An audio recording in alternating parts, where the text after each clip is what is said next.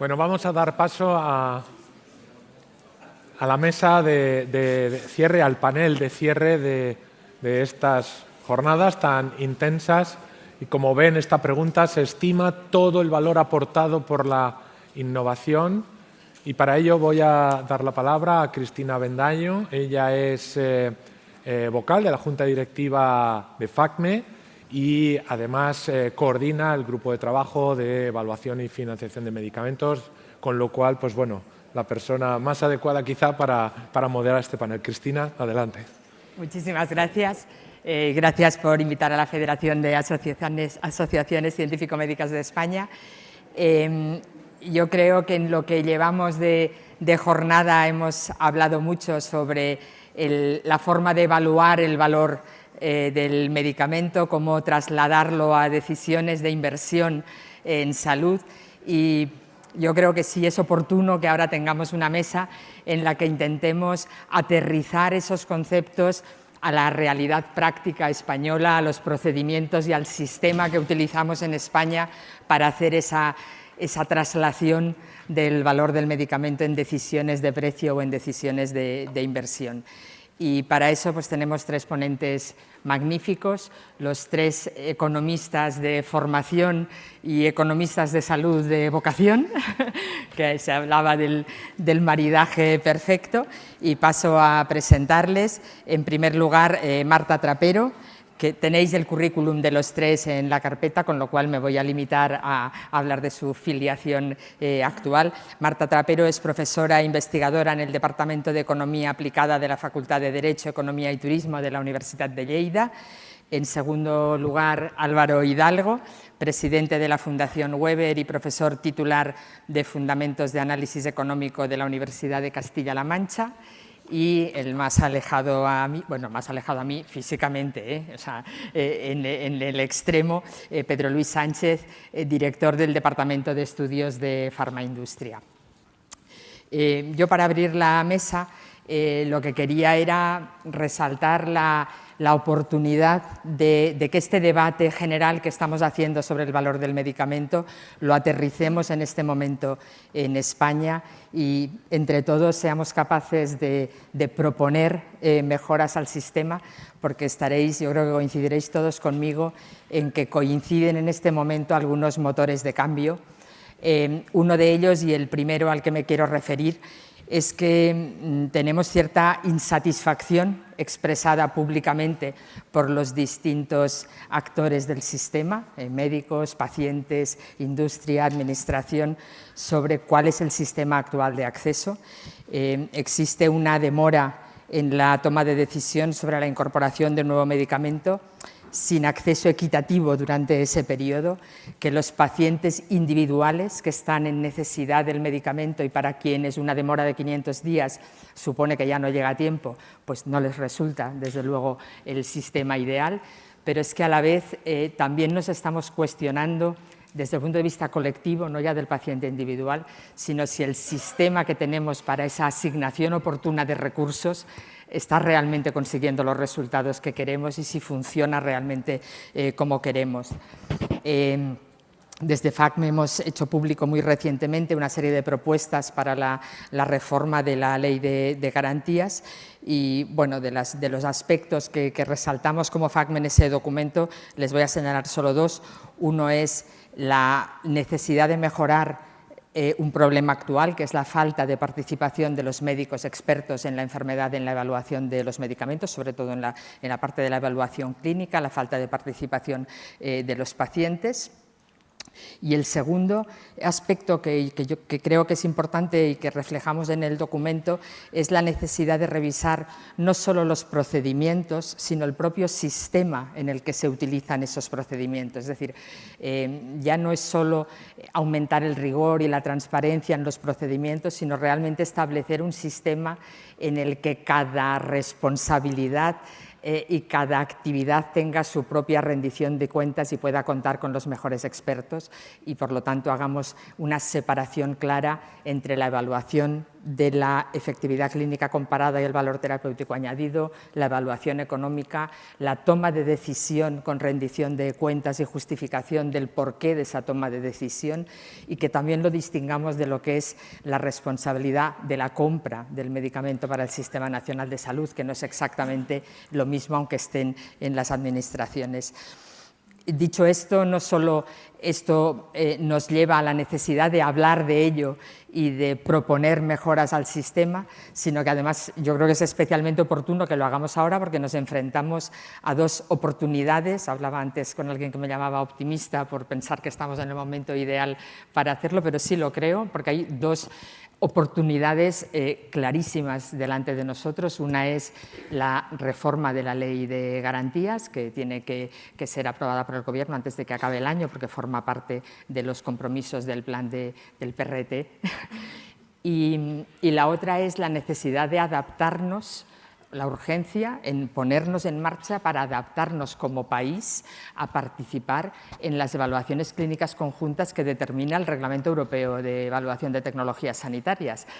Tenemos que empezar a prepararnos para cómo participamos en esa evaluación clínica con liderazgo, captando las tasas que va a haber para esa actividad y liderando de alguna manera, no recibiendo pasivamente unas evaluaciones clínicas realizadas por 3 países, sino siendo activos en ello, y eso supone que tenemos un tiempo relativamente corto para preparar nuestro sistema para ello, ¿no?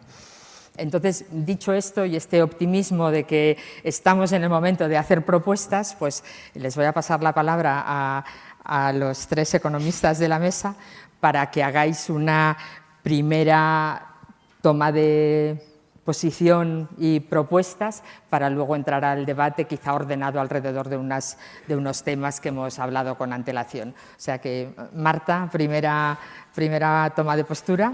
Muy bien, pues muchísimas gracias por la invitación a estar aquí.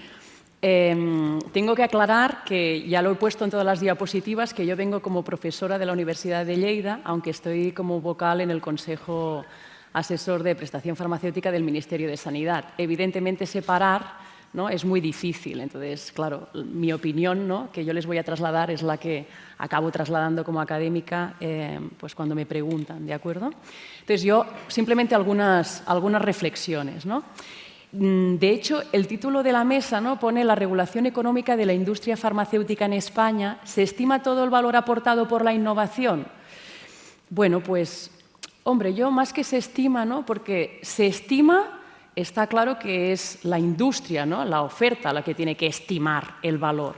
Nosotros lo que estamos debatiendo aquí, o lo que yo me interesa o creo que es importante, es la evaluación, ¿no? Y creo que tenemos que focalizar más en... es verdad que se estima, yo creo que es importante, bueno, es indispensable estimar el valor, pero yo creo que aquí estamos hablando de evaluar el valor, ¿no? Y cuando hablamos de evaluar el valor, hay 2 cosas que no tenemos que olvidar y que tienen que estar siempre presentes en nuestras mentes, ¿no?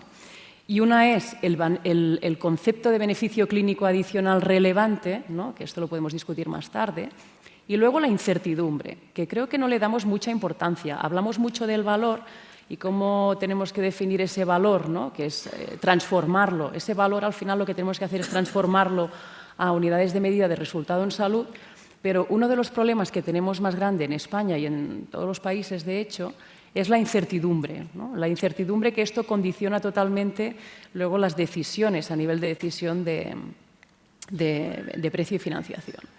Claro, cuando yo pienso en innovación, y por eso he hecho esta nube de puntos, claro, la innovación necesita básicamente ser medida, ¿no? La innovación primero, la innovación necesita generar valor en salud. Y este valor en salud tiene que ser medido, y para poder ser medido tiene que haber información y unidades de medida. Y esto es importante, porque muchas veces decimos, hombre, el valor de la innovación, pero claro, el valor de la innovación no lo podemos transformar o cuantificar para poderlo evaluar si no definimos bien unidades de medida o indicadores que realmente reflejen el beneficio en salud que está aportando esa innovación. Bueno, entonces yo me voy a focalizar en tres cosas solo en las próximas diapositivas. Uno es el sistema de evaluación, ¿no? Si a mí me dicen, mira, Marta, ¿puedes analizar la situación actual del sistema de evaluación? Yo me he puesto de rosa porque también soy muy positiva. Y entonces, claro, el primer punto, el de la parte de la izquierda, donde está el emoticono contento, son las cosas positivas, ¿no? Luego no me gustó esta diapositiva porque parecía que ya no estaba tan de rosa, porque la línea, ¿no?, el cuadradito de los tristes es más largo que el de la izquierda. Pero bueno, déjenme explicar. Entonces, el punto número 1, que es el positivo, es que estamos discutiendo, o sea, todas las argumentaciones están discutiendo el cómo y no el qué. Y esto es importante. O sea, cuando hablamos de evaluación, estamos discutiendo de la metodología, de la transparencia del método, de qué método, etcétera, pero nadie está discutiendo que, yo creo, o nadie tiene que discutir que tenemos que evaluar la innovación y que tiene que haber un valor y que es importante que exista, ¿no? O sea que estamos focalizados en el sistema de evaluación en el cómo. La cosa positiva del método, pues es que, ¿no?, últimamente, en estos últimos años, se ha publicado ese procedimiento normalizado de trabajo, ¿no? Hablo más de evaluación económica. Pero claro, si tú dices, bueno, eso está muy bien, ves positivo, las cosas negativas es que, claro, necesitamos una guía metodológica. La guía metodológica a la que hace referencia ese procedimiento normalizado es una guía que ya existe, es una guía que no ha estado validada, por lo tanto, el Ministerio tiene que tener su propia guía. Eso no quiere decir que no nos podamos basar en guías que ya existen, porque vamos a reaprovechar, ¿no?, el trabajo y además existen otras guías. Vamos a reaprovechar el trabajo que ya está hecho, evidentemente. Pero primero, ¿no?, para tener un procedimiento normalizado de trabajo tienes que tener una guía metodológica propia. Y la segunda es el concepto que, como técnica, ¿no?, es absolutamente imprescindible, que a mí me cuestionan cada vez, que es, ¿has hecho una validación interna y externa de esta evaluación económica o de este análisis? Es decir, tiene que haber un procedimiento establecido y transparente de validación interna y externa.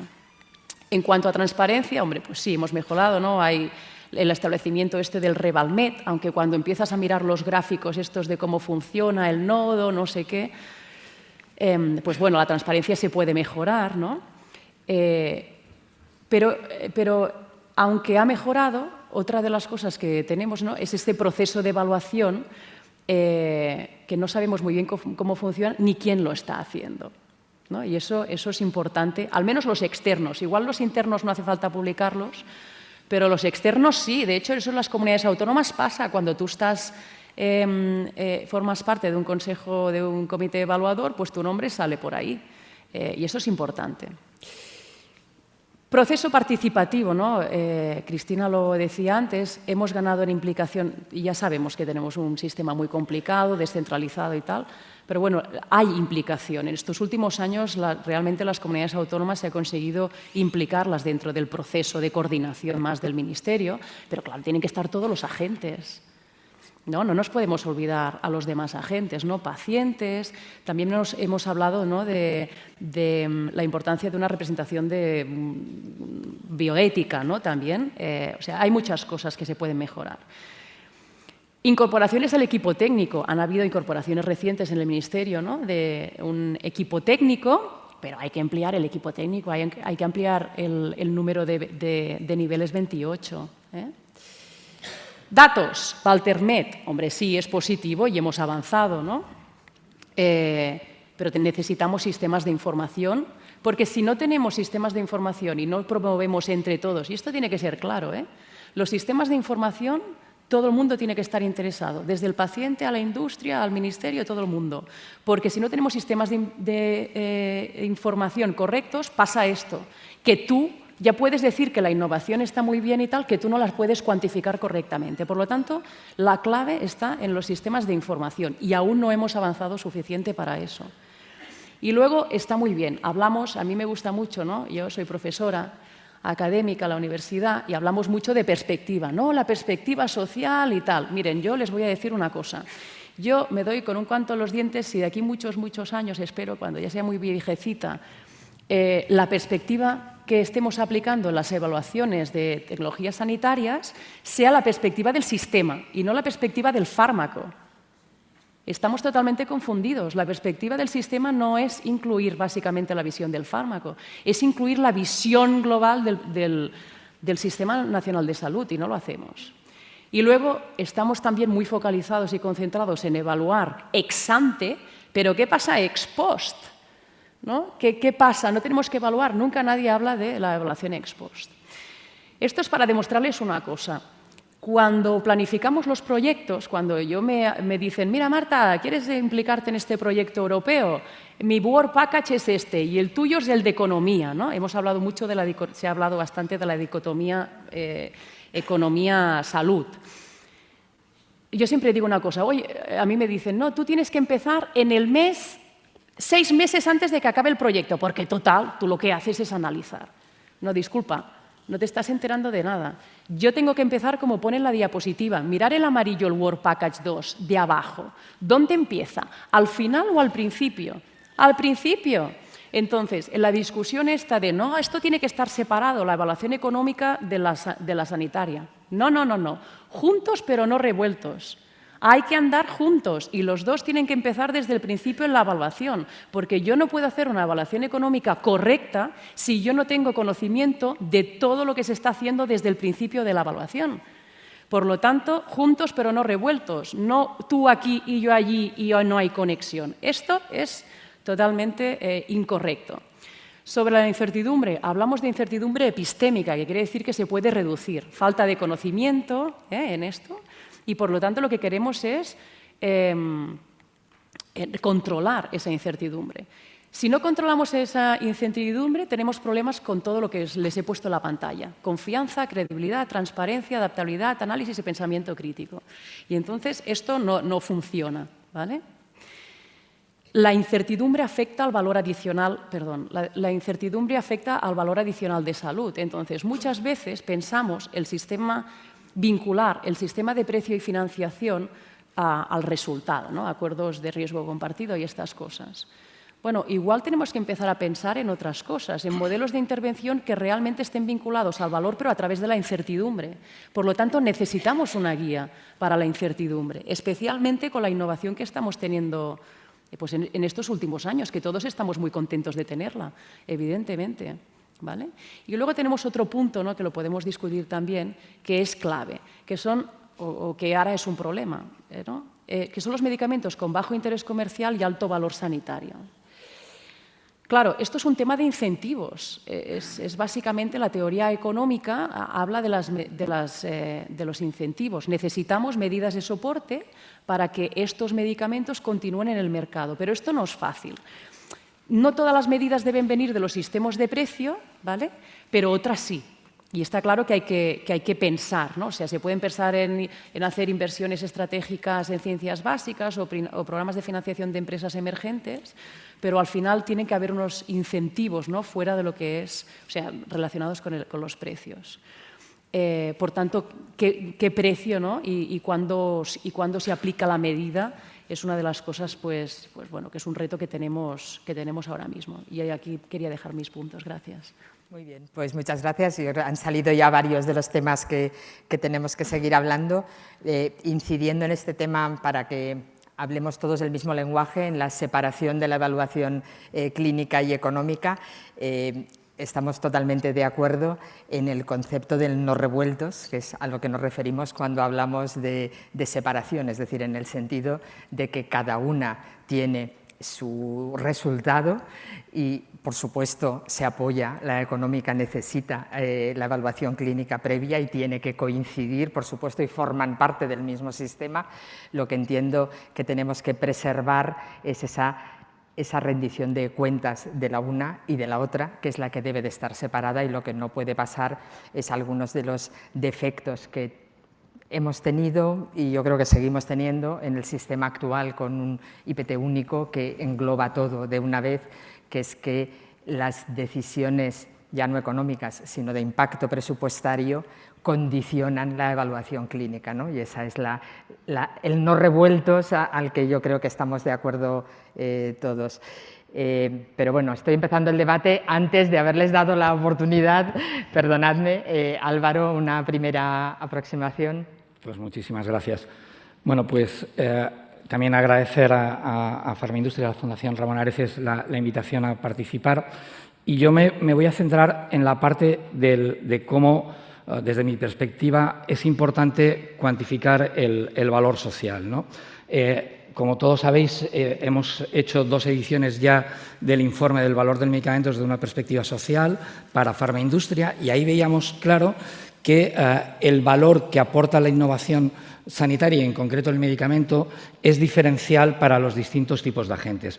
Para los pacientes, y lo hemos visto en la ponencia que hemos tenido esta mañana del profesor Lichtenberger, donde el resultado es un incremento de la esperanza de vida, de la calidad de vida. Lo hemos visto también esta mañana, el impacto que tiene la innovación desde el punto de vista de la economía de un país, y lo han cuantificado y lo han explicado muy bien, y el impacto que tiene igualmente esta innovación tanto para el sistema sanitario como para la sociedad. Y al final hemos visto que toda esta innovación va a generar o va a tener 3 drivers de valor que son muy importantes y que muchas veces no se cuantifican de forma adecuada, ¿no? Por un lado está la contribución a la economía, que hemos visto, y esto no es realmente lo que aporta o no el medicamento, sino lo que aporta la industria de investigación, la industria farmacéutica, la industria biosanitaria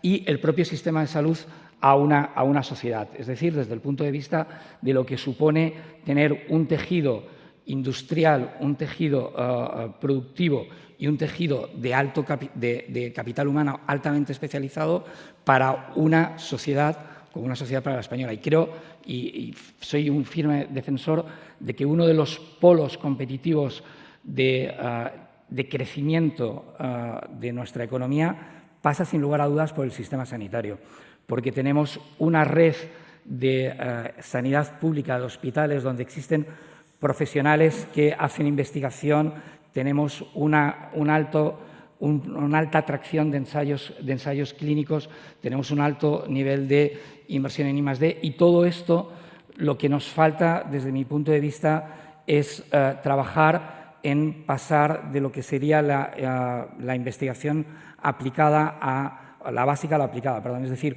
una colaboración público-privada que permita presentar y desarrollar resultados en nuestro país de forma más directa. Por otro lado, tenemos el efecto que tienen las tecnologías sanitarias y los medicamentos como optimizadores de recursos.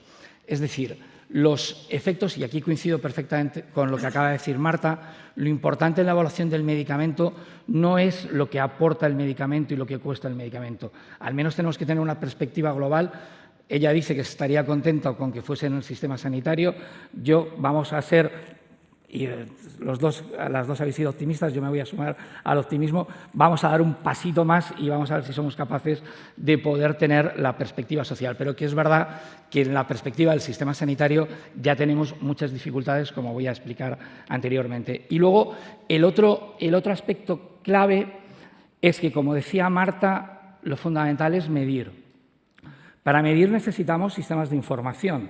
Eso es totalmente, y necesitamos sistemas de información para medir probablemente de forma mucho más precisa y para ayudar a la evaluación ex post, que yo creo que ahí es donde tenemos que aplicar sobre todo estos sistemas de información.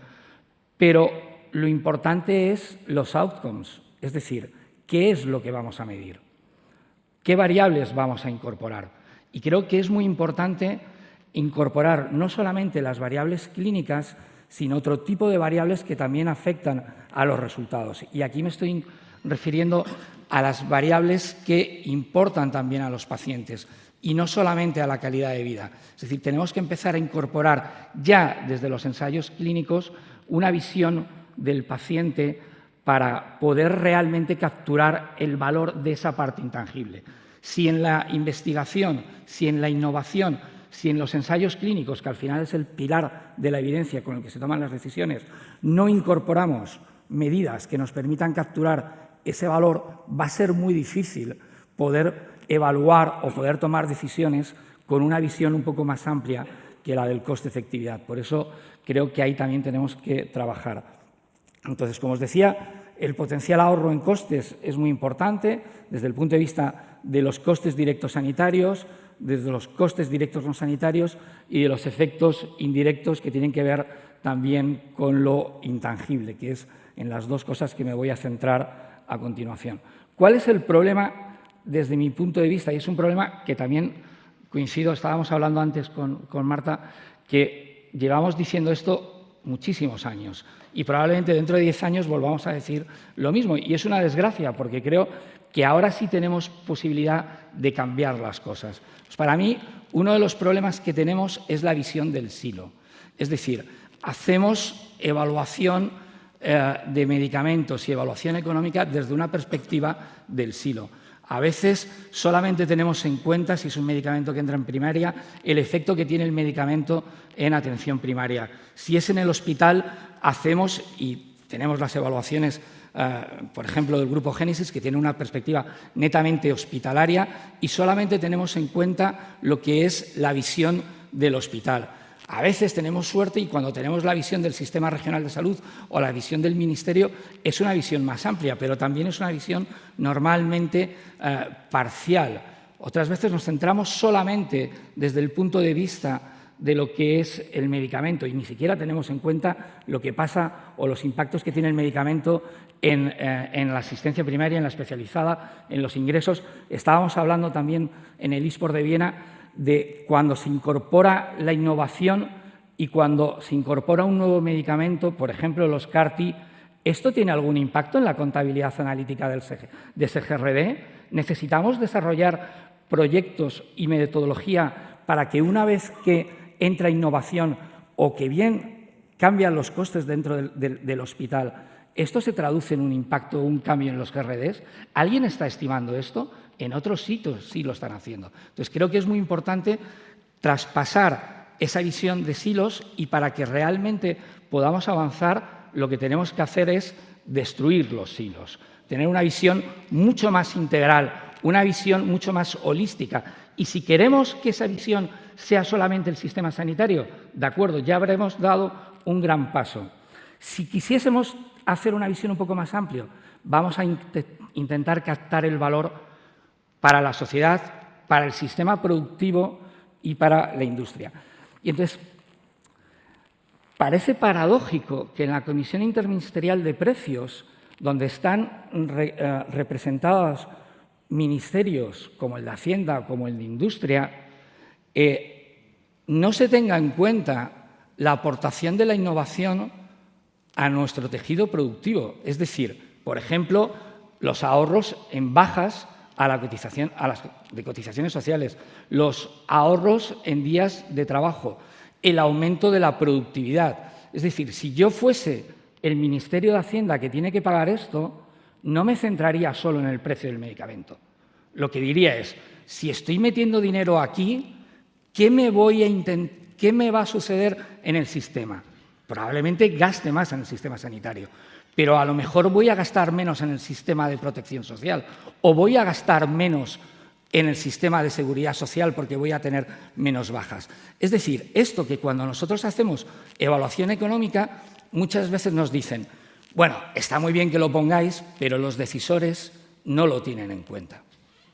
Claro, si los decisores no tienen en cuenta esto, estás tomando decisiones solo con una parte del problema.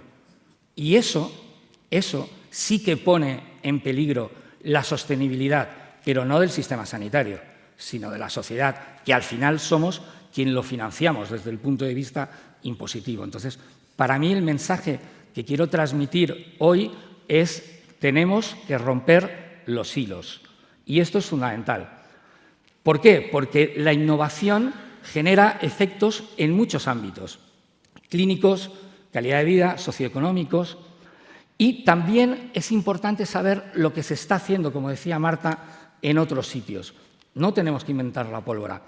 Hemos hecho en la Fundación Weber un trabajo para recopilar cómo se está evaluando la innovación en 14 países de la OCDE. No solamente el método, sino también el proceso. Y lo que vemos es que en el proceso y el método tiene consecuencias en el acceso a la innovación. Es decir, hemos visto que Italia hace unos años estaba muy por detrás en el acceso a la innovación y hoy es uno de los países donde más innovación llega. ¿Por qué? Porque han cambiado el proceso, tanto desde el punto de vista de la financiación, como desde el punto de vista de la toma de decisiones y como desde el punto de vista de la monitorización y de los acuerdos de riesgo compartido cuando hay incertidumbre. Lo hemos visto, por ejemplo, también con Suecia, incorpora la perspectiva social, o con Holanda, que tiene unos umbrales de aceptabilidad que están ponderados por la gravedad de la enfermedad. Y estamos hablando de 80.000 euros por años de vida ajustados por calidad. Por lo tanto, el método, el modelo, impacta en cómo llega la innovación. Y esto es muy importante precisamente porque ahora tenemos la ocasión de poder reformular todo esto. Y la última cosa son los aspectos que tienen que ver con la toma de decisiones ex post, con los datos de práctica clínica real, en donde ya estamos viendo que experiencias en otros países están empezando a incorporar resultados que importan a los pacientes. ¿Y cuál es el resultado que importa a los pacientes? Pues algo muy sencillo, como pone en la diapositiva, el poder reincorporarme a lo que estaba haciendo antes. Y si lo que estaba haciendo antes era trabajar, es reincorporarme al trabajo. Y si lo que antes estaba haciendo era cuidar a mis nietos, es poder seguir cuidando a mis nietos. Y eso tiene valor y tenemos que ser capaces de medirlo. Porque los intangibles y la aportación de valor también tiene que ser tenida en cuenta. Por eso yo creo que iniciativas como estáis viendo aquí de UPATI, donde ya están trabajando los pacientes en el desarrollo de los protocolos de los ensayos clínicos, que están colaborando y hablando con la EMA para incorporar esa visión del paciente. Todo lo que está diciendo ICOM con las variables de resultados que también se están incorporando a los estudios y a la evaluación de medicamentos. Y la utilización de una visión más de inversión y no de gasto, en donde podemos calcular el valor social de la inversión. Esto es muy importante para dar o poner en valor a la innovación. Y creo que son elementos importantes. Aquí tenéis algunos de los ejemplos que hemos hecho, donde podemos capturar ese valor tangible e intangible desde una perspectiva social. Y creo que es importante. Nada más. Yo creo que el cambio... Te has ganado un aplauso, estamos todos dispuestos a salir a romper los hilos, animados por la arenga, y está claro que el cambio de perspectiva es algo en lo que todos coincidimos, en la ampliación de perspectiva, más bien igual que en la ampliación de tiempo para esos análisis, ¿no? Pedro, una primera reflexión. Vale, pues sí. Bueno, yo la verdad es que estoy encantado de estar en esta mesa con bueno, pues personas que nos conocemos ya bastante, ¿no? y que son tan estudiosos del sector y que tienen tanto que aportar, ¿no? Bueno, yo quería hablar, antes de tocar más el suelo en el debate, yo quería comentar con vosotros algunas cuestiones más bien de tipo conceptual, ¿no? Y ligándolo un poco con lo que fueron las intervenciones que vimos ayer, ¿no?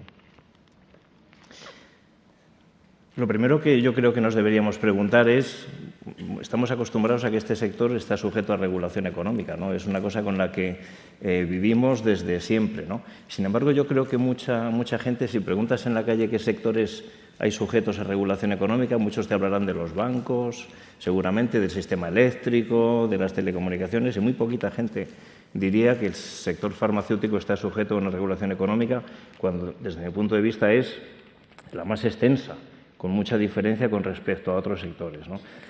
Entonces, la pregunta es, ¿hay motivos para regular? Muchos motivos, ¿no? En función de cuál sea un poco la ideología del economista con el que estés hablando, te dirá un montón o te dirá algunos menos, ¿no?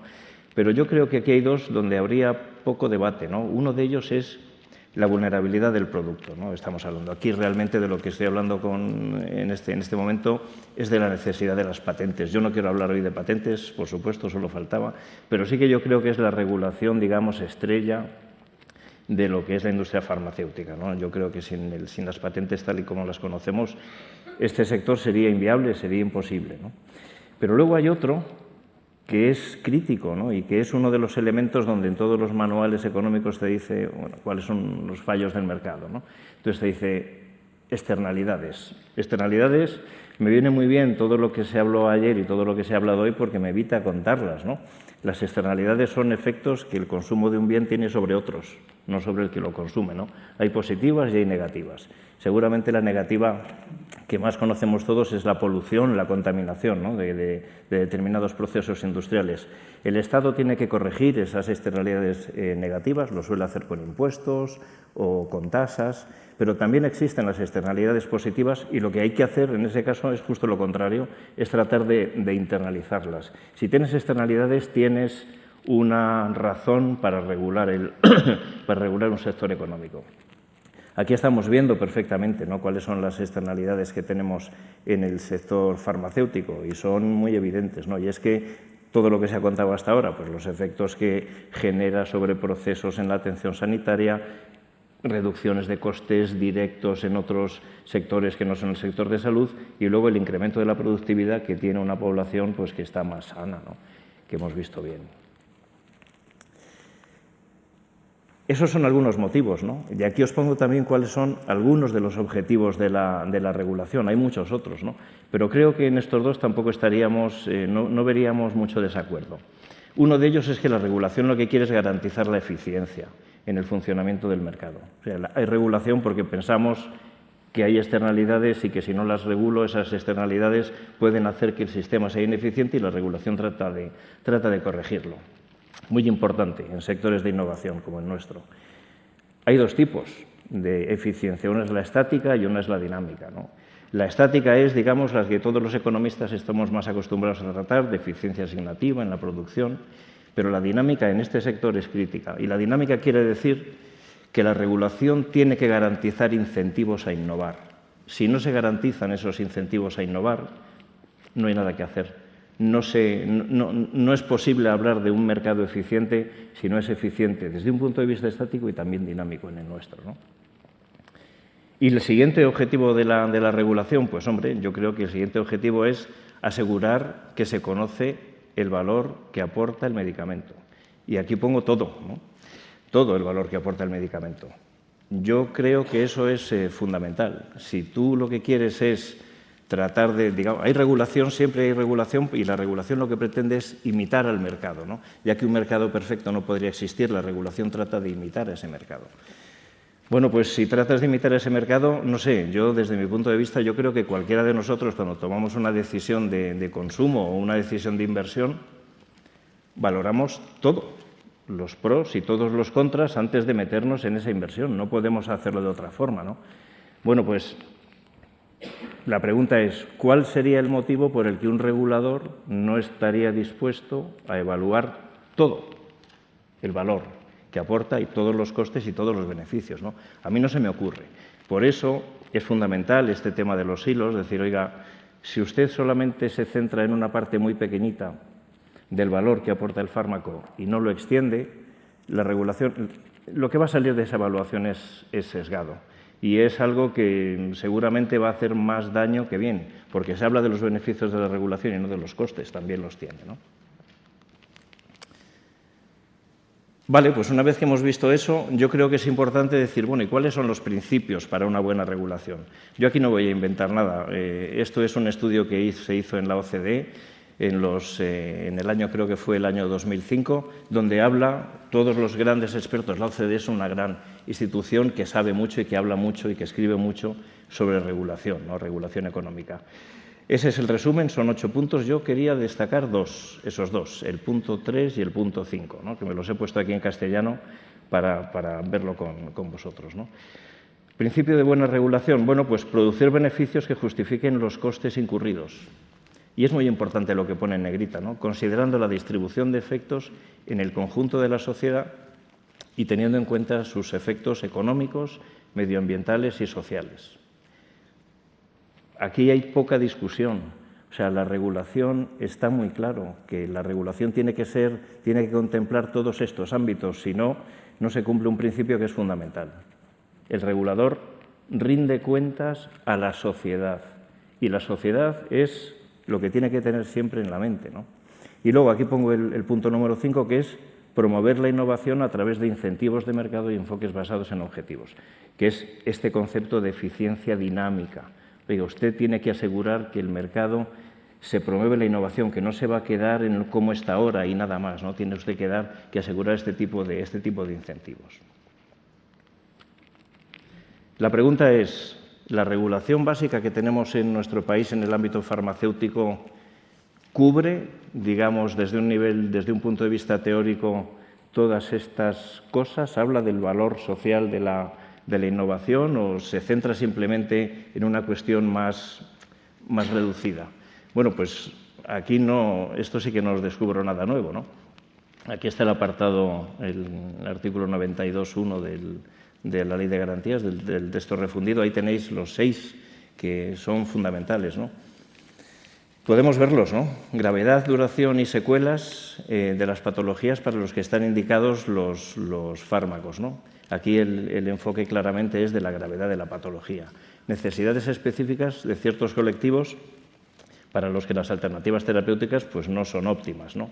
Pero en el punto 3 ya es donde metemos este valor social, valor terapéutico y valor social del medicamento. Habla explícitamente del beneficio clínico incremental y de su relación coste-efectividad. ¿Por qué?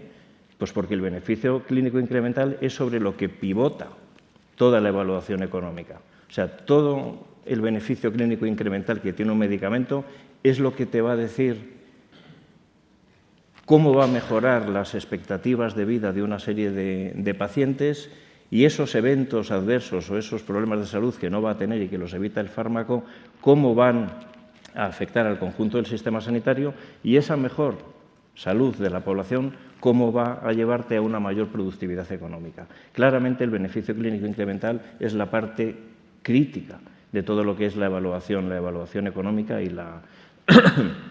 los fundamentos para la regulación. El siguiente que se habla es racionalización del gasto público destinado a prestación farmacéutica e impacto presupuestario del sistema de salud.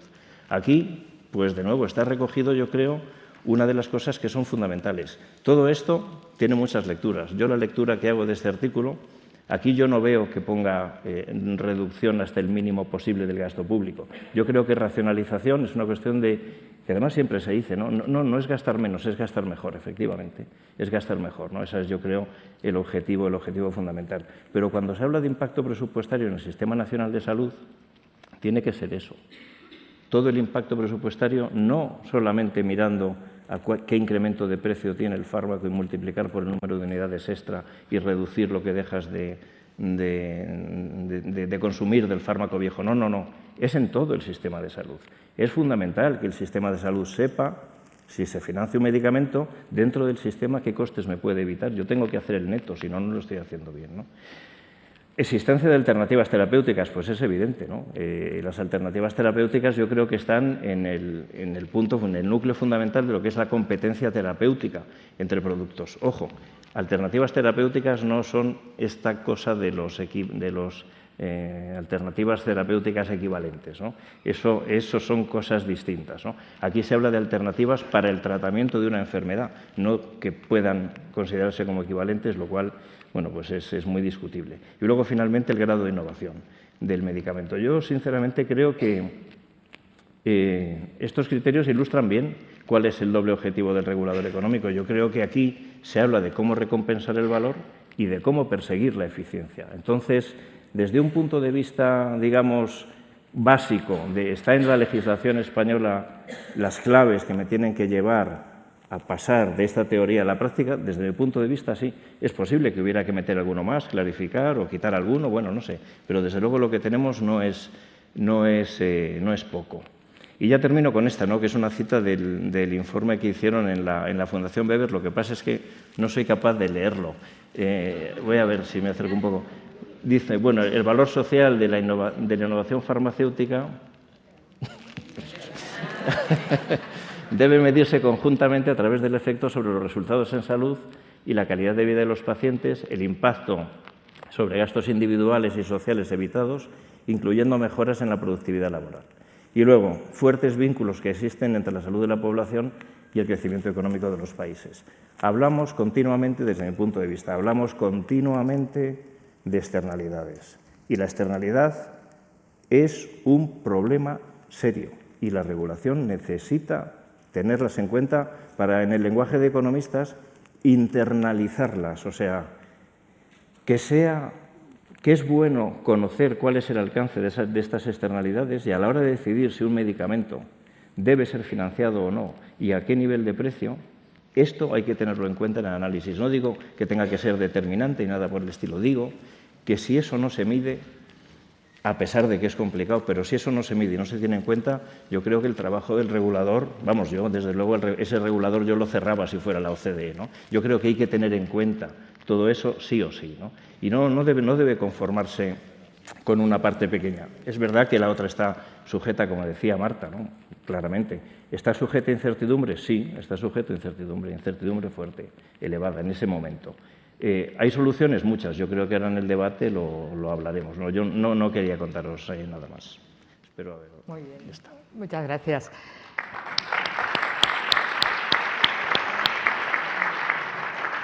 Bueno, yo creo que el tema de la perspectiva social ha quedado bien tratado.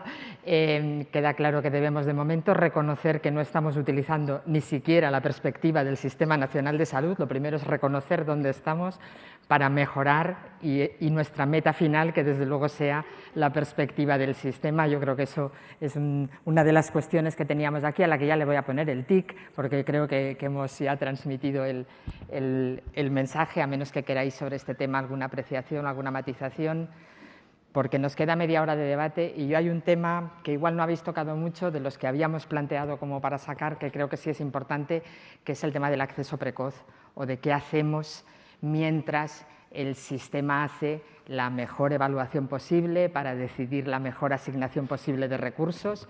Hay un momento en el que tenemos que tomar una decisión basada en todas estas evaluaciones e informes. Por supuesto, se toma con un grado de incertidumbre que lo habéis apuntado ya, la iremos reduciendo y por lo tanto podemos ir revisando y mejorando la decisión con unos buenos sistemas de información.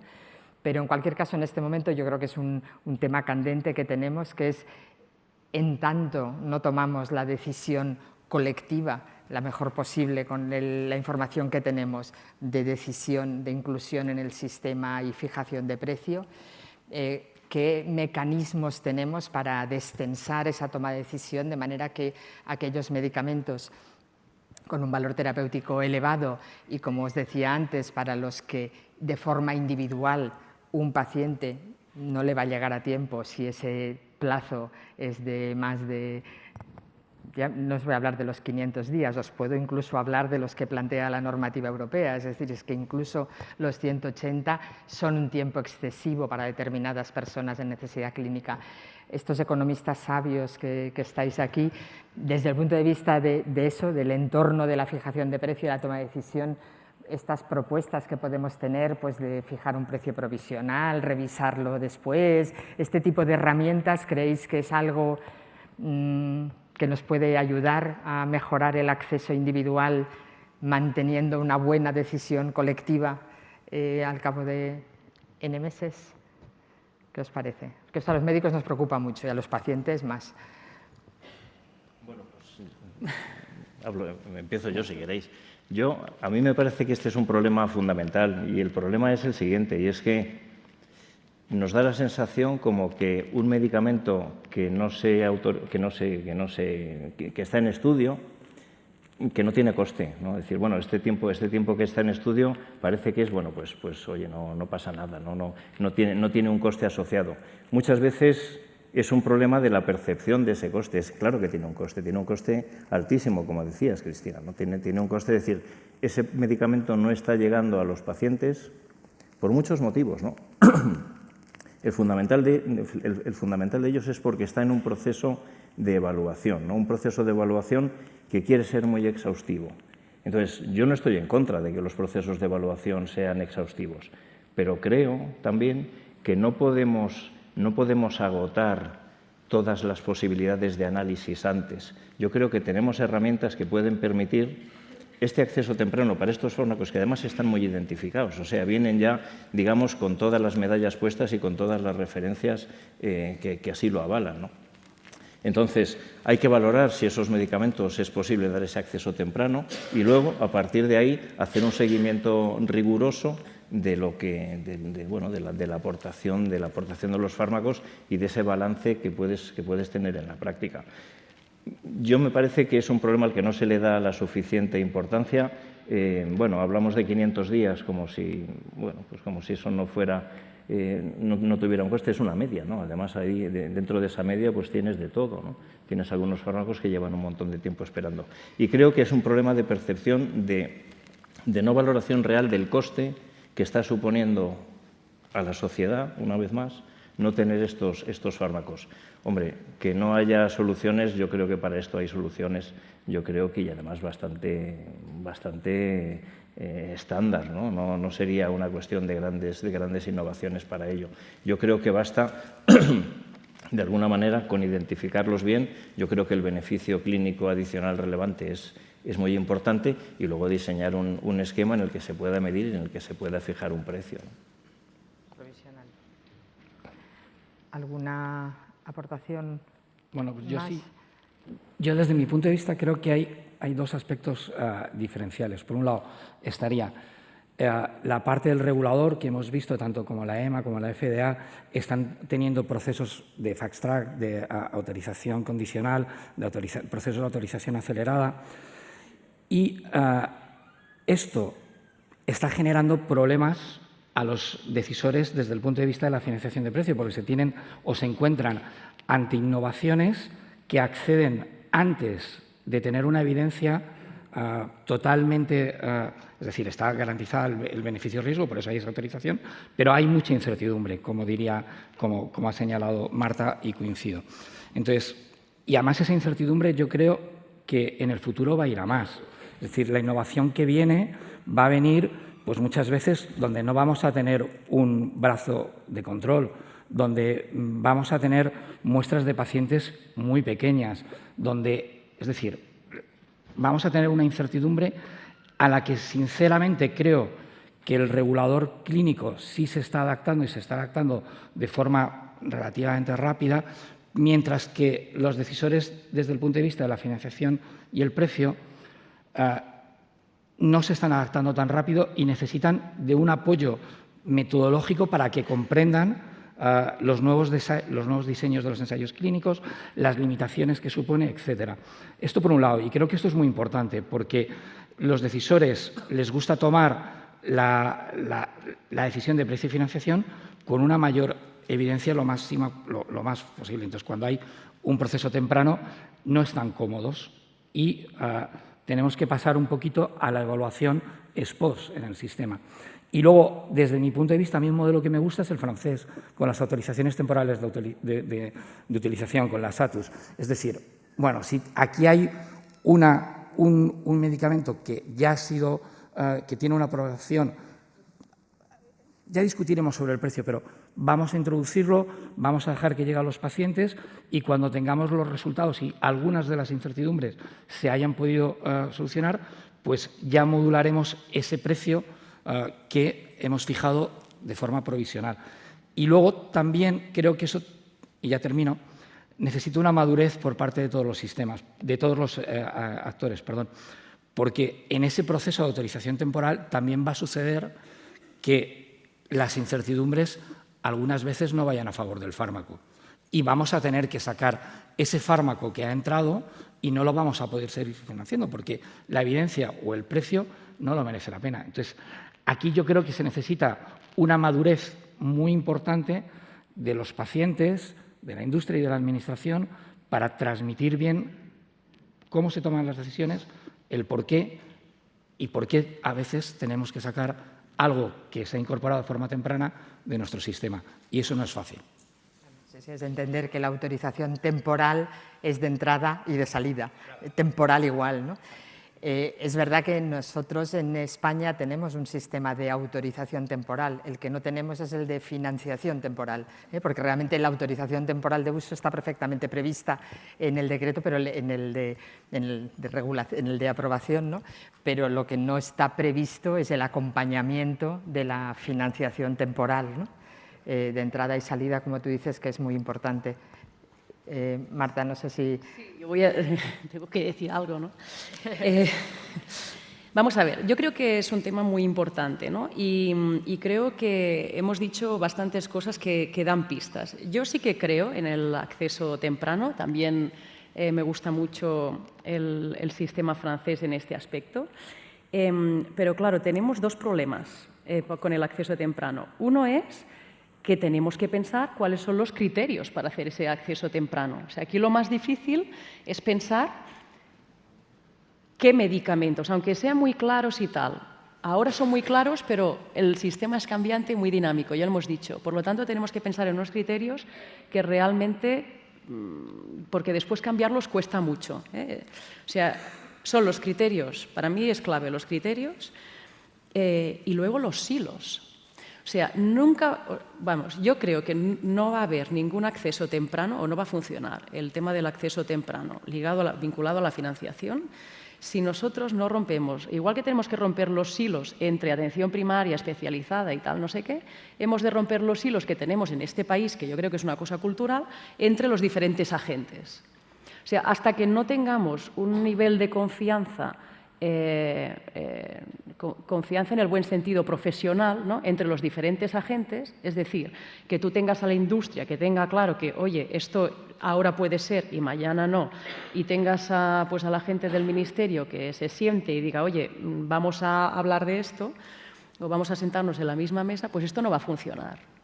Entonces, es un problema de romper las barreras de silos, es decir, tenemos que trabajar, ¿no?, en estar en estas mesas todos los agentes, ¿no? Y esto es clave, porque si no, ni accesos tempranos ni criterios. A mí me hace mucha gracia los famosos criterios del artículo, ¿no?, que todos sabemos. Pero claro, esto yo estaba pensando, me pones estos criterios, pero yo puedo interpretar perfectamente otra definición de estos criterios. ¿Dónde están definidos estos criterios? ¿No? Y espero que la ley los defina, porque si no, hay que definir esos criterios, porque si no, yo puedo interpretar una cosa y otra. Entonces, los criterios de acceso tienen que estar definidos, tienen que estar estipulados, pero definidos, porque si no los definimos, pues no vamos bien.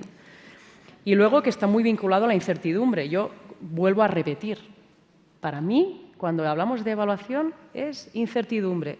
Y igual que necesitamos una guía de métodos, que esto es bastante más fácil para los técnicos, escribir una guía metodológica para el ministerio, aquí la guía más complicada es la guía de la incertidumbre. Es decir, que se rija, que haya una guía en el ministerio que ayude, ¿no?, a dibujar qué pasa cuando tú tienes diferentes niveles de incertidumbre. Vamos, yo estoy en Cataluña, en la comisión donde, es igual, dile como quieras, entramos o no entramos los medicamentos, ¿no?, para hablar así un poco más informalmente, y tenemos un montón de medicamentos que nos llegan con datos de la fase 2. O sea, más incertidumbre que eso, quiero decir, ¿y verdad que tenemos que tomar decisiones con esos medicamentos? Pues tenemos que hacer lo mismo con los demás medicamentos, ¿no? O sea, para mí es un tema de incertidumbre, de no saber medir bien la incertidumbre. Y esto pasa en todos los países, no únicamente pasa en España. Lo que pasa es que nosotros vamos un poco más atrás por el tema, o sea, por nuestra organización, por nuestra falta de cultura evaluativa, que eso es otra de las cosas que nos caracterizan muchas cosas a los españoles, pero una de ellas es que no nos gusta mucho evaluarnos y eso pues no es bueno porque no progresamos, y la no comunicación entre los agentes, esto es básico. Totalmente, vamos, yo creo que la clave para que podamos tomar decisiones asumiendo la incertidumbre es ese diálogo profesional entre las partes y la fortaleza en medir y revisar las decisiones, ¿no? Es lo que nos va a permitir relajarnos en unas decisiones precoces, asumiendo incertidumbre, porque asumimos el error durante un tiempo concreto en el que vamos a revisar nuestra decisión, ¿no? Pedro. Solo quería decir dos cosas, ¿no? Y es que yo creo que Marta ha dado en el clavo, ¿no? A mí me parece que esos dos puntos son básicos, ¿no?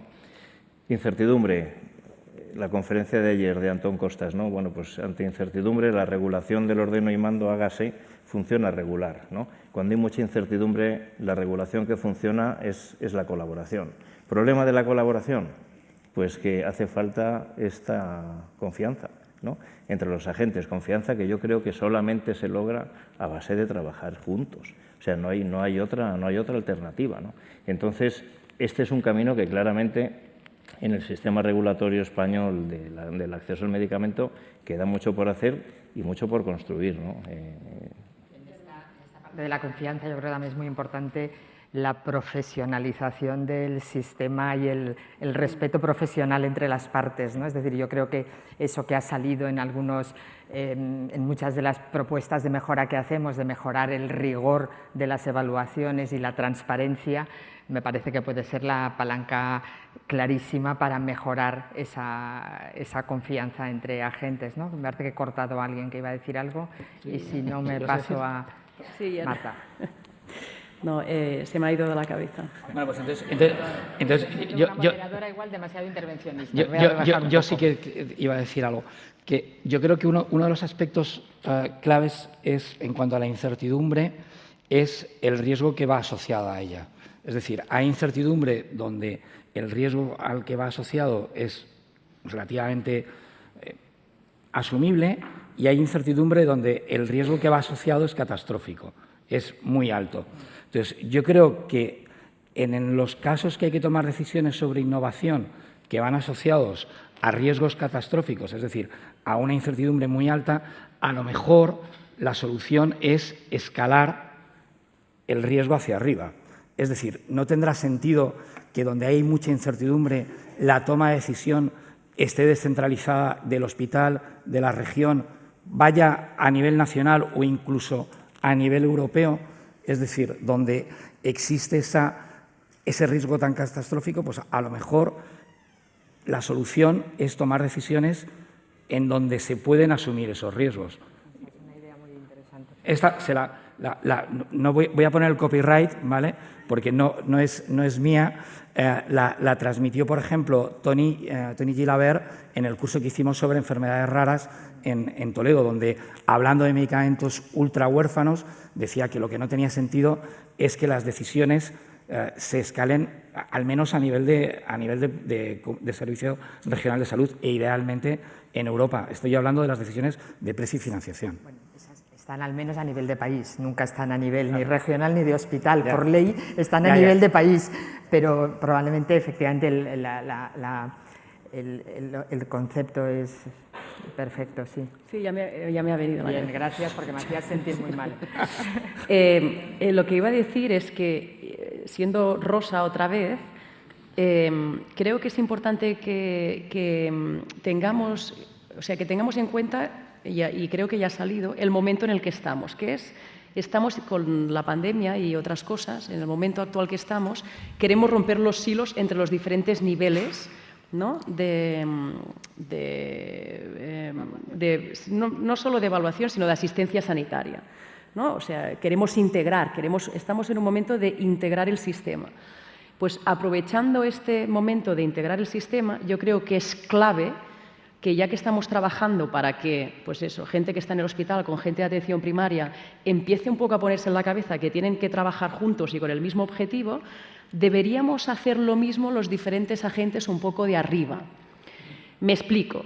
Yo creo que es un momento clave para empezar a hacer o lanzar proyectos de investigación, ideas, iniciativas conjuntas entre los diferentes niveles. O sea, ya que sois la industria, ¿no?, pues empezar a promover estudios donde haya una implicación, ¿no?, a nivel regional, a nivel incluso local, ¿no? Podemos hablar incluso, yo qué sé, pues de ayuntamientos, ¿no?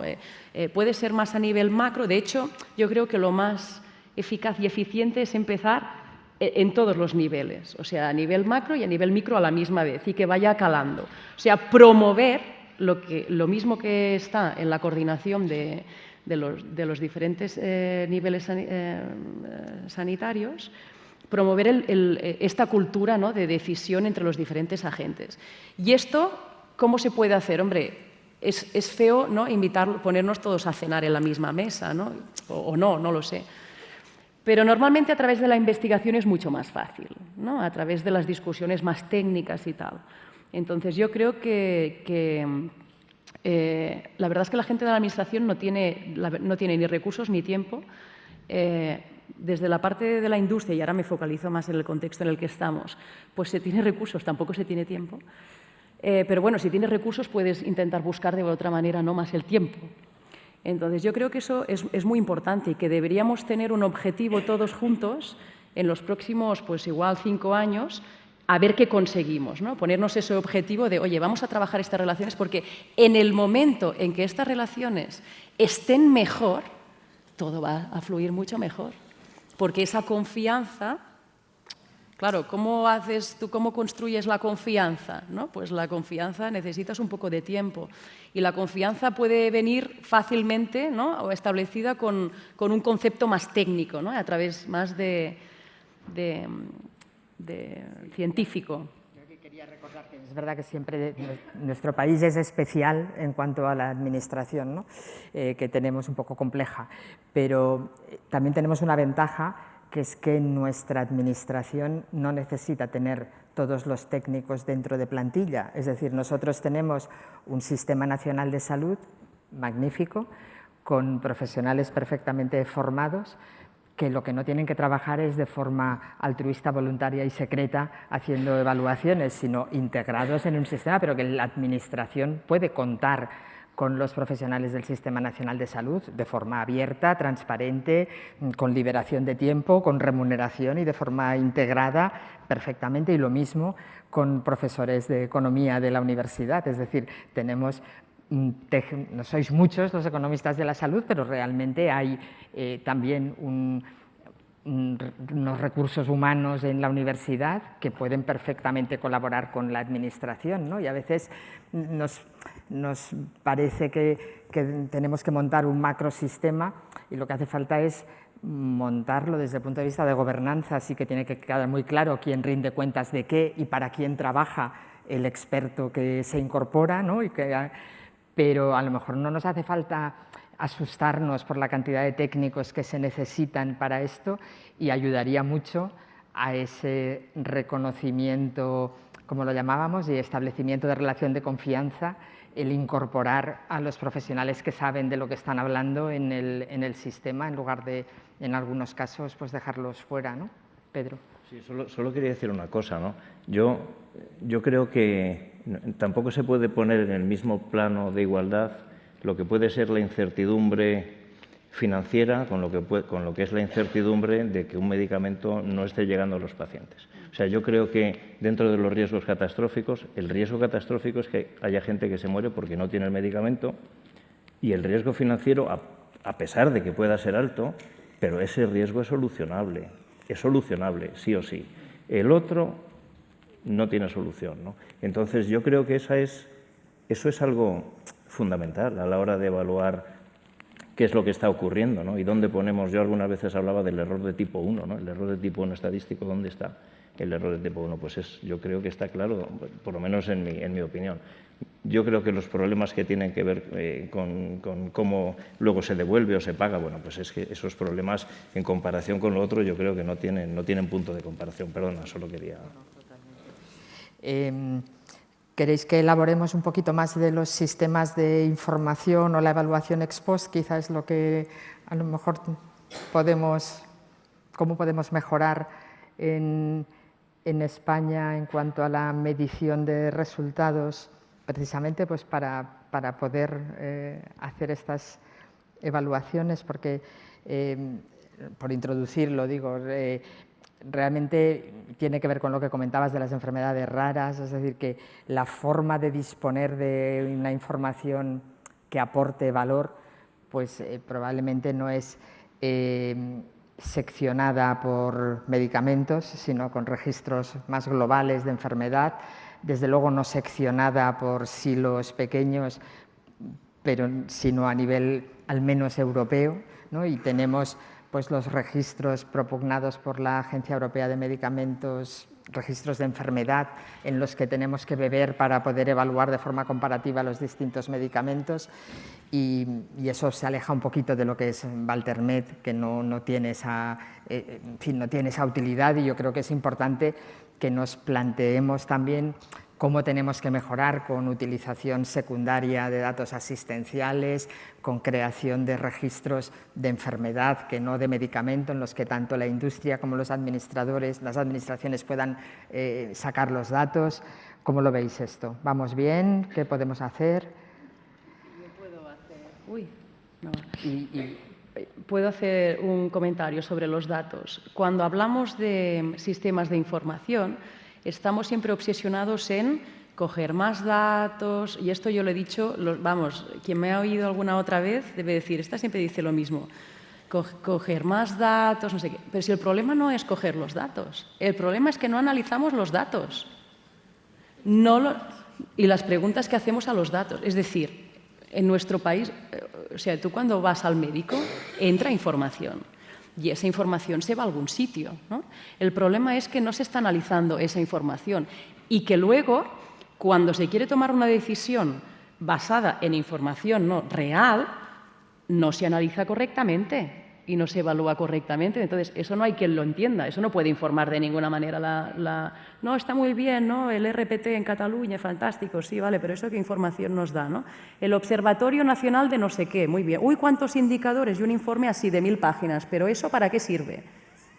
Para tomar las decisiones. Es decir, que está muy bien hablar de sistemas de información, pero el problema no es los sistemas de información, el problema es cómo los analizamos y cómo los evaluamos. O sea, yo no invertiría, está claro que tenemos que invertir en crear bases de datos, pero pensemos, por favor, paremos un momento a pensar cómo tenemos que analizar los datos que ya tenemos, porque eso no lo hace nadie, o muy pocas personas, ¿vale?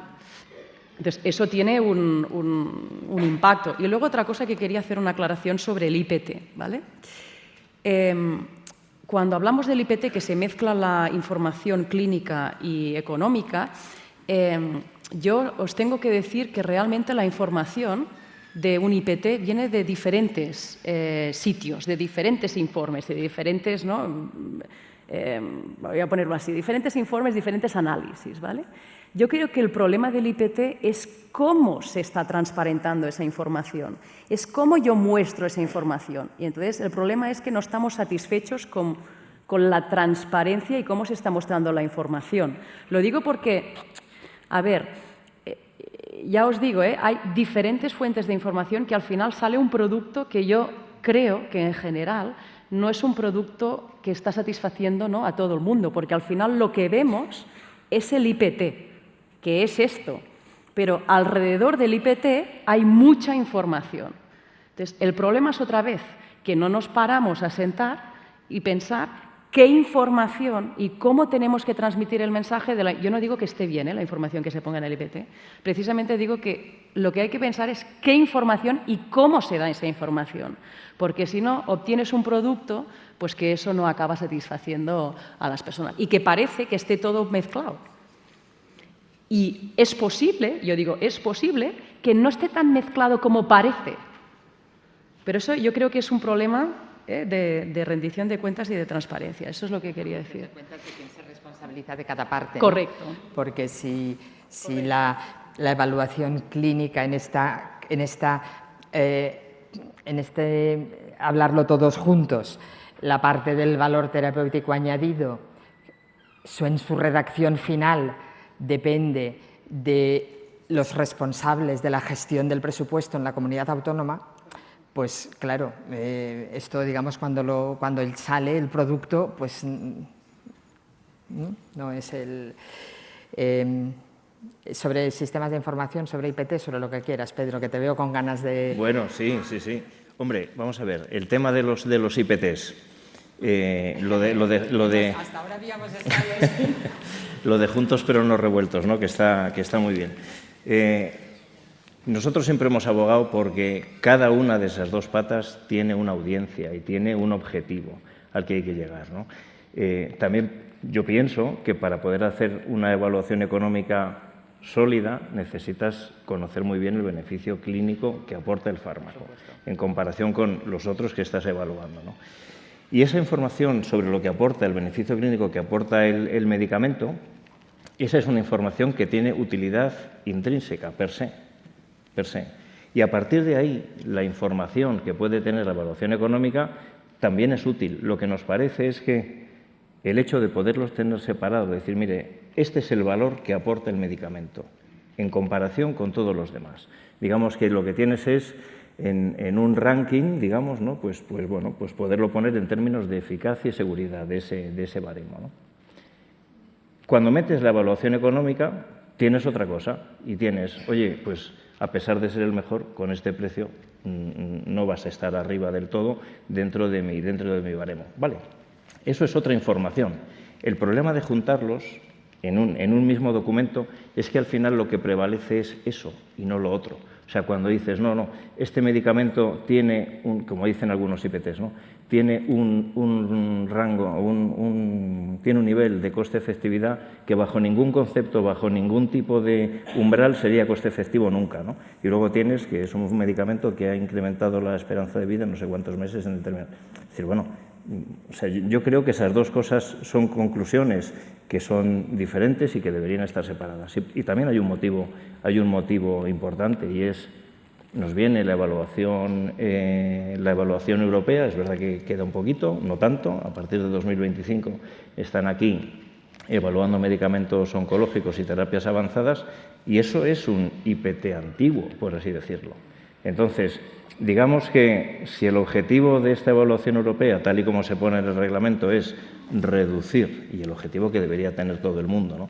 Es reducir evaluaciones y reevaluaciones de lo mismo y también reducir el grado de discrepancia que se observaba en los distintos evaluadores acerca del beneficio clínico añadido, pues yo creo que teníamos ahí un candidato muy bueno, el antiguo, digamos, IPT clínico, para poder decir, bueno, pues esto es para esta parte, ¿no? Que no tiene nada que ver con lo económico. De hecho, lo que dice Europa es, oiga, la evaluación económica, eso es otro asunto. Yo aquí no voy a entrar porque esto es una competencia de los Estados miembros, ¿no? Pero en esa parte tenemos que ponernos de acuerdo para hacerla de forma conjunta y, como os decía yo al principio, creo que España tiene la capacidad de ser una buena evaluadora de la efectividad clínica comparada para luego seguir con el valor terapéutico añadido para España y que yo creo que sí que tenemos un reto ahora organizativo de todas estas partes que tenemos que tener confianza mutua para utilizar los recursos que tenemos como país para ser capaces de posicionarnos bien en el escenario europeo como evaluadores de la efectividad comparada, tanto de medicamentos como de tecnologías sanitarias no medicamentos, ¿no? Claro, es que... Sí, breve, porque yo creo que vale. ¿Me voy a tomar 10 minutos de tiempo o no puedo? Tenemos que acabar a la 1 en punto, es que hemos empezado 10 minutos más tarde.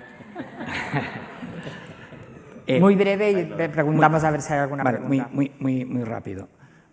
Yo creo que si el proceso europeo se hace bien, creo que no tiene sentido tener un IPT clínico en España, desde mi punto de vista. ¿Qué es lo que pasa? Que es que, y yo también considero que tienen que estar, desde mi opinión personal, es que esas dos evaluaciones tienen que ser distintas o estar en distintos sitios. Lo que pasa es que hoy por hoy en España no tenemos ninguna agencia, como puedas tener en otros sitios, que evalúe los medicamentos. Yo he hecho ahora una revisión de las evaluaciones de cáncer de mama metastásico en 8 o 9 países de Europa y, claro, he podido coger las evaluaciones y ver lo que está diciendo la agencia alemana, lo que está diciendo la agencia francesa, lo que está haciendo desde el punto de vista económico, ¿vale? la agencia sueca, y tú ves que hay diferencias en la evaluación porque los factores o los valores que tienen a la hora de tomar decisiones en un país o en otro son distintos. Entonces, yo creo que si en España dispusiésemos de algo, un organismo en red, no hace falta crear lo que tú quieras, pero que, y esto es una oportunidad que yo creo que estáis trabajando, que se está trabajando ahora para ver cómo se puede hacer, en donde existiesen esas evaluaciones, no tendría sentido que los IPT se incorporaran en la parte clínica, ya tendríamos eso separado. Entonces, es una forma de poder avanzar. Que yo estaba asumiendo mis 10 minutos, pero veo que igual no los tengo y sí que tocaría dar la palabra a alguna pregunta. Yo no veo bien la sala, pero alguna pregunta por ahí. Doctora Lloza, muy breve porque parece que no teníamos ese tiempo añadido que yo pensaba que teníamos. Bueno, gracias por esa referencia tuya que me conoces muy bien. Hoy tendría que dar las gracias a Farmaindustria, a la Fundación Areces por la calidad de este evento tan oportuno, tan necesario. Y bueno, yo estoy satisfecho como asistente de ser invitado, no como ponente, pero sí como asistente. Yo he tenido la osadía en mi desarrollo profesional de implantar un concepto nuevo del medicamento comercializado que incluye todas estas variables y que hemos denominado farmacología social, social pharmacology. Quien quiera saber de esto, por no enrollarme, pues que busque a Lloza y Social Pharmacology. Finalmente he visto un nivel altísimo de económico, del cual yo, con el tiempo, ya estoy jubilado, me he quedado un poco desfasado. Pero siempre queda pendiente que yo soy médico y que el último evaluador, por los famosos historical controls, el que decide la prescripción al final es el médico. Yo reivindico esta figura, sobre todo en un momento actual donde el médico en España dicen que faltan muchos. Yo pertenezco a la universidad y realmente lo que siento es que esos 18.000 no estén en España, sino en el extranjero. Entonces, reivindicamos, aunque desde mi punto de vista, el salario profesional, el salario que figura en las nóminas de estos médicos. Y claro, por muy poco precio vendrían muchos extranjeros y discrepo honestamente de una entrada masiva sin controles. Y por otra parte, bueno, ya con esto no me repito, me quedo en este mensaje de que me busquéis en Social Pharmacology. Y muchas gracias por todo. El mensaje de que la inversión en la inversión en salud no es solo en medicamentos, sino también en recursos sanitarios y en médicos, cosa en la que estoy absolutamente de acuerdo y creo que es un momento además para reclamarlo en este momento. ¿Alguna otra aportación? Pues entonces, como he cortado el debate y no hay aportaciones del público, resulta que estamos acabando en tiempo. Os voy a pedir un aplauso para los ponentes, que yo creo que...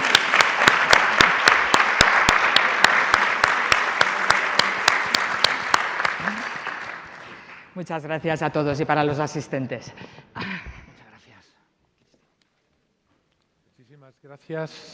Muchísimas gracias, Cristina, Marta, Álvaro, Pedro Luis. Efectivamente estamos justitos en hora para cerrar el foro y para eso le voy a dar la palabra al director general de Farmaindustria, Juan Yermo, para que haga el cierre. Gracias, Juan. Muy bien, pues tengo una muy buena noticia, y es que es prácticamente imposible hacer justicia a todo lo que se ha dicho hoy, entonces no voy a resumir lo que se ha dicho estos 2 días y además ya Paco esta mañana y Jesús Ponce han dado una muy buena pauta de lo que se ha dicho en este primer foro del valor social del medicamento. Entonces, nada más resaltar lo que ya habéis oído varias veces, pero que me gustaría a mí hacer un poquito más de hincapié antes de dejaros ya finalizar la sesión. Hemos dicho, y lo ha dicho el profesor Antón Costas ayer, que la sanidad, la salud, es la mejor receta para la prosperidad. Y lo ha repetido nuestro presidente, Jesús Ponce, lo ha repetido también el secretario de Estado, Gonzalo García Andrés, también lo ha comentado Diego Vizcaíno, desde una perspectiva macroeconómica, que el medicamento no es un gasto. El medicamento es una inversión y es una forma de invertir para las personas, para los pacientes, y es para lo que sirve la innovación farmacéutica. Hemos tenido la oportunidad de ver un ejemplo claro y realmente muy patente de esos beneficios que genera la innovación farmacéutica en el caso de los medicamentos oncológicos. Hemos visto el impacto que tiene en mejorar la longevidad, en reducir la mortalidad y también el bajo coste-efectividad de esos medicamentos que han ido apareciendo en los últimos 15 años, que es lo que nos presentó el profesor Frank Lichtenberg esta misma mañana. Y también recordar la importancia de esa visión de largo plazo que hay que tener en la sanidad y hay que tener también en el sector farmacéutico y, por lo tanto, también que hay que tener desde el punto de vista de la Administración, del punto de vista regulatorio.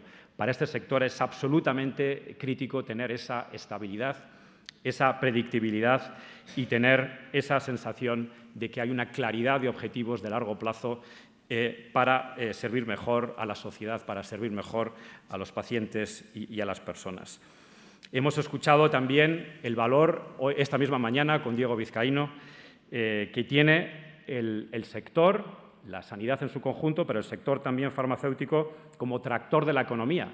No son solamente los beneficios sanitarios, los beneficios no sanitarios, los ahorros que se generan, el impacto positivo en la productividad, sino también esas mejoras que se consiguen en igualdad, en cohesión social, en cohesión territorial. Realmente es una ecuación que mires de donde la mires, da siempre un saldo muy positivo. Todas esas externalidades positivas que mencionaba también Pedro en este último panel.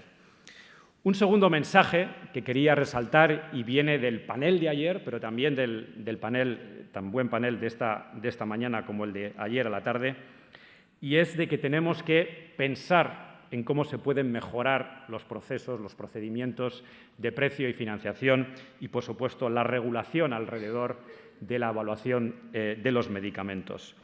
Ayer en el panel se comentaba que hay una necesidad de acercar los precios que hagan mayor referencia a ese valor social, porque es la forma también de crear esos incentivos a la innovación, esa forma de mejorar la inversión en I+D y es la forma, por lo tanto, de conseguir mejoras en la innovación de nuestros medicamentos. Se comentaba también en este panel la importancia de tener una evaluación independiente, de tener la parte clínica y la parte económica junta pero no revuelta, como comentaba Marta Trapero, y creo que esto también es un mensaje bastante clave para el futuro de la regulación en este país. Tercer mensaje, que desde luego yo me llevo muy claramente, es la importancia de un diálogo abierto entre todos los actores, la importancia de mantener una relación de diálogo abierta y de colaboración entre lo público y lo privado, tal y como se quedó demostrado en el caso de los ensayos clínicos. Esa necesidad de colaboración es algo absolutamente esencial. Así que con estos comentarios finales espero que hayáis disfrutado de este primer foro y quería finalizar primero agradeciéndoos a todos vuestra presencia aquí, esperar que podamos continuar este diálogo, como hemos dicho, y agradecer también de todo corazón a la Fundación Areces, que nos han dado la oportunidad de organizar este evento en un auditorio realmente tan moderno, de tan buenas condiciones para tener este tipo de encuentros. Además, un auditorio que está todavía muy reciente, de un reciente estreno, y es algo de lo que hemos podido también disfrutar y gracias también al buen tiempo que nos ha acompañado. Último agradecimiento es a todo el equipo que está detrás de este evento, el equipo de Farmaindustria, por supuesto, que ha ayudado a montar este evento, en particular a toda la parte logística liderada por Marisa Rodrigo y, sobre todo, y en un especial agradecimiento a nuestro gran maestro de ceremonias, que hoy resulta además ser su último día en Farmaindustria, porque ya dentro de muy poco va a empezar su nueva carrera como director del Colegio Farmacéutico en Madrid. Así que, si me podéis acompañar en dar un aplauso a todos los ponentes, pero también un especial aplauso a Paco Fernández, que ha hecho tan buen trabajo en comunicación.